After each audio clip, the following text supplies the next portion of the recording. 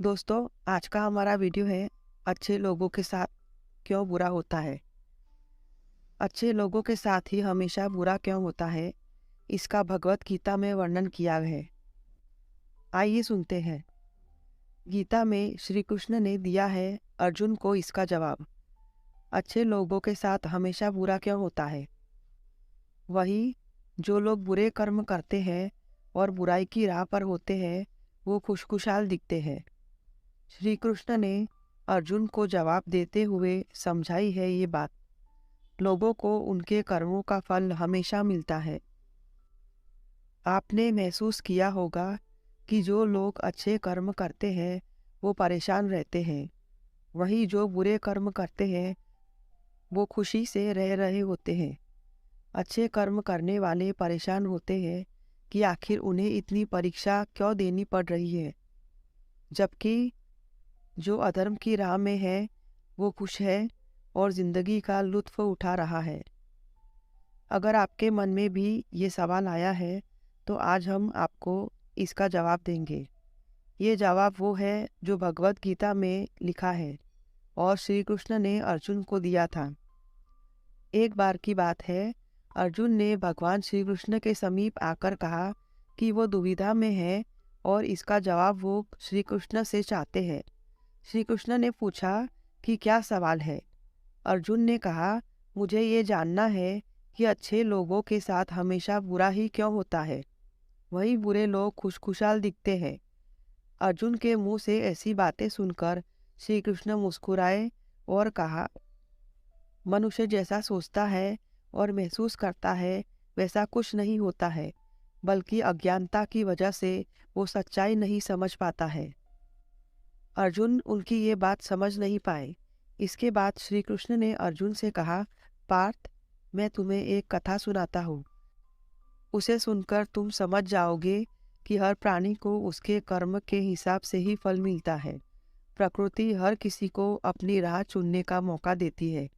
अब वो मनुष्य की इच्छा पर निर्भर करता है कि उसे धर्म की राह चुननी है या अधर्म की। कथा शुरू करते हुए श्री कृष्ण ने कहा, एक नगर में दो पुरुष रहा करते थे।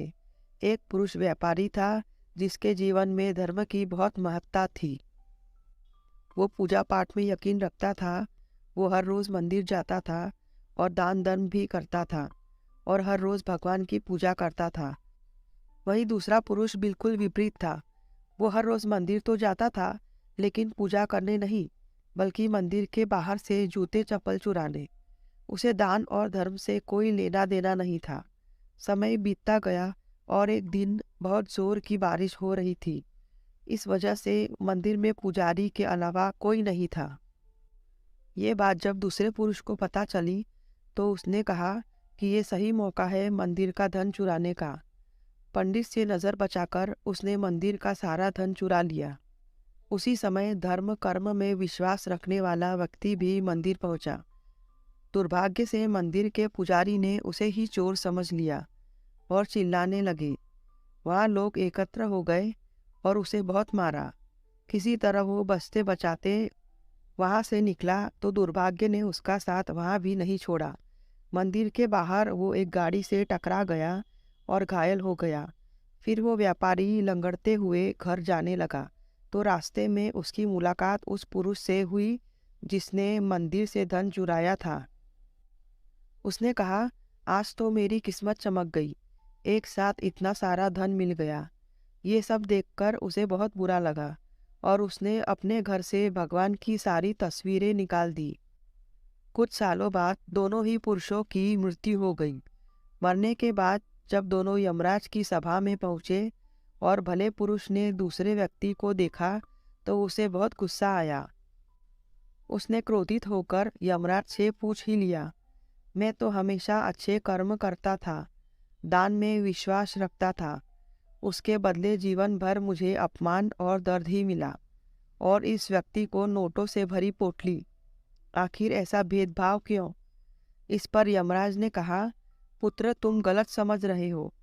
जिस दिन तुम्हारी गाड़ी से टक्कर हुई थी वो दिन तुम्हारे जीवन का आखिरी दिन था, परंतु तुम्हारे अच्छे कर्मों के वजह से तुम्हारी मौत सिर्फ एक छोटी सी चोट में बदल गई।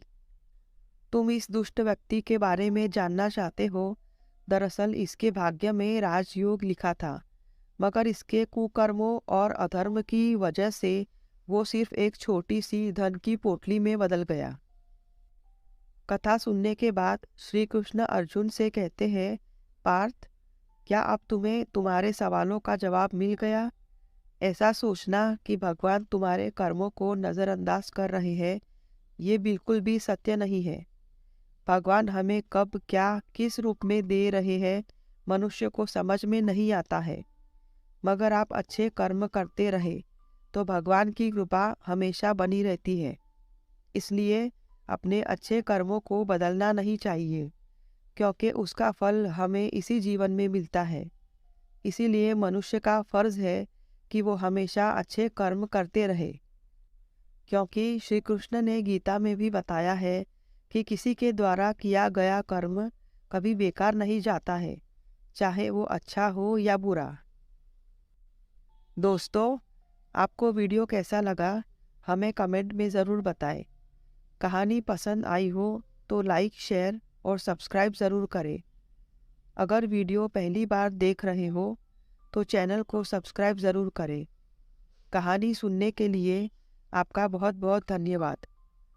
मिलते हैं अगले वीडियो में एक और नई कहानी के साथ।